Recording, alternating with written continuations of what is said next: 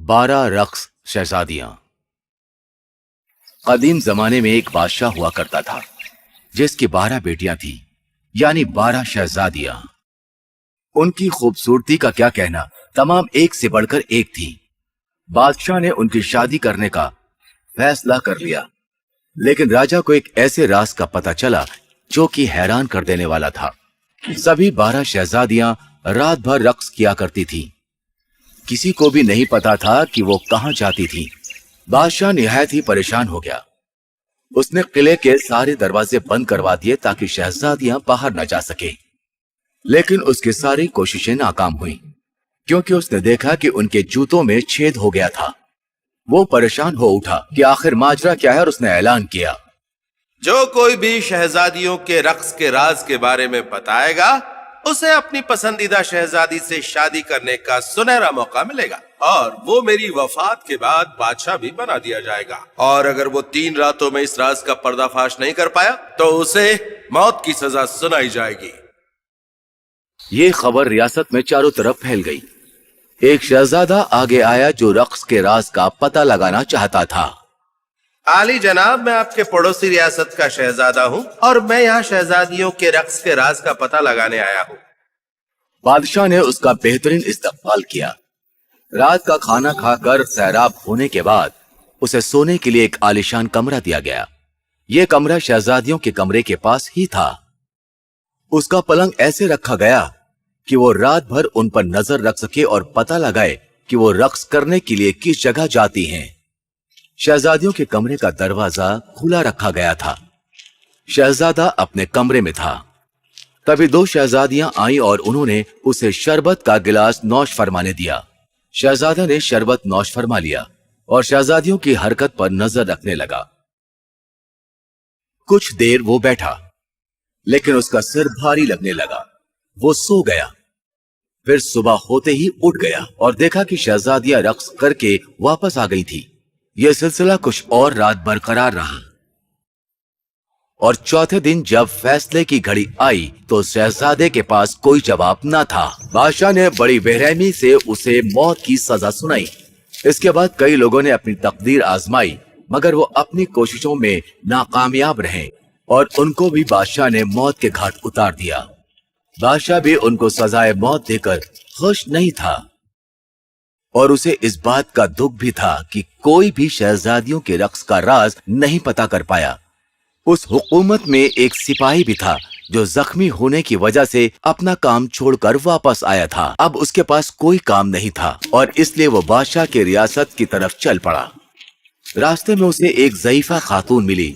उसने उसकी मदद की। उस ज़ईफा खातून ने उसका शुक्रिया किया और पूछा, तुम कहाँ जा रहे हो? मुझे पता नहीं, मैं सोच रहा था कि बादशाह के शहर जाऊं। अच्छा, उन शहजादियों के लिए? नहीं, मैं आपका मतलब नहीं समझा। क्या तुम्हें बादशाह के ऐलान के बारे में नहीं पता? ओह हाँ, मैंने सुना है, लेकिन मैं इस मतलब से गया तो मुझे अपनी कीमती जान गंवानी पड़ेगी, जैसे बाकी लोगों ने इस कोशिश में गंवाई थी। तुम बस वो शरबत नहीं पीना जो वो सोने के पहले देती है। सिर्फ सोने का नाटक करना। ये कहकर ज़ईफा खातून ने उसे एक पोशाक दी और कहा, तुम जब ये पहनोगे तो मरहला आंखों से ओझल हो जाओगे। ऐसे तुम उन 12 शहजादियों का पीछा कर सकते हो। सिपाही ज़ईफा खातून का तहे दिल से शुक्रगुजार हुआ और बादशाह के किले की तरफ चल पड़ा। बादशाह ने सिपाही का इस्तकबाल किया और उसकी भी अच्छी खातिरदारी की। फिर शाम ढलते ही सिपाही को भी शहजादियों के पास के कमरे में कयाम पजीर होने की जगह दी। कुछ देर बाद सबसे बड़ी शहजादी सिपाही के कमरे में दाखिल हुई। आओ अजीज शहजादी। जरूर, हम आपके लिए शरबत ले आए हैं। इसे नौश फरमाइए, हम सबको बहुत खुशी होगी। सिपाही काफी ज़हीन था। उसने सारा शरबत पिया तो, लेकिन उसे निगला नहीं क्योंकि उसने अपने जुबान के नीचे एक स्पॉन्ज रखा था। जैसे ही शहजादी कमरे से निकल गई तो उसने स्पॉन्ज बाहर निकाला और सोने का नाटक करने लगा। सारी शहजादियां उसे सोता देख खुश हो रही थीं और बाहर रक्स करने के लिए सभी तैयार हो गई थी। जैसे ही वो आगे बढ़ी तब सबसे बड़ी शहजादी ने अपने पलंग पे तपी मारी, जो झट से जमींदोज हो गया। और फिर एक के बाद एक वो सारी शहजादियां उस खुफिया जगह से नीचे उतरी। सिपाही ये सब कुछ देख रहा था। उसने तुरंत वो पोशाक पहनी जो उसे उस ज़ईफा खातून ने दिया था और उनका पीछा किया। आधे रास्ते नीचे उतरने के बाद सबसे छोटी शहजादी खौफजदा हो गई। मुझे ऐसा लग रहा है कि कोई मेरे साथ चल रहा है। क्योंकि हम अंधेरे में चल रहे हैं इसलिए। चलो आओ। सिपाही ने उसके कपड़े को थोड़ा खींचा तो वो और खौफजदा हो गई। कोई तो है जिसने मेरे कपड़े खींचे। मुझे बहुत खौफ आ रहा है। शायद किसी कील में फंस गया होगा। जल्दी निकालो और चलो। सिपाही मुस्कुराया और शहजादी के साथ चल पड़ा। सभी शहजादियां एक ऐसे हिस्से में पहुंची जिसे वहां का खूबसूरत भाग कहते हैं, जहां दरख्तों पे लगी पंखुड़ियां चांदी की थी। सिपाही ने एक पंखुड़ी सबूत के तौर पर तोड़ी। जैसे ही उसने पंखुड़ी तोड़ी, वहां एक जबरदस्त आवाज आई जिससे छोटी शहजादी फिर से खौफजदा हो गई। क्या तुमने ये आवाज सुनी? हाँ, मानो गोलियों की सलामी थी, क्योंकि एक और आदमी से हमें छुटकारा मिला। फिर वो सभी आगे बढ़े उस जगह के एक और हिस्से की तरफ जहां दरख्तों के पत्ते सोने के थे। सिपाही ने एक सोने का पत्ता तोड़ा। फिर से एक जोरदार आवाज आई। बड़ी शहजादी ने अपनी छोटी बहन से इसे अनदेखा करने को कहा। आगे बढ़ते बढ़ते सारी शहजादियां ऐसी जगह पहुंची जहां हीरे ही हीरे थे। सिपाही ने यहाँ भी एक हीरा तोड़ा। छोटी शहजादी को तब भी कुछ टूटने की आवाज सुनाई दी। वो फिर खौफजदा हो गई।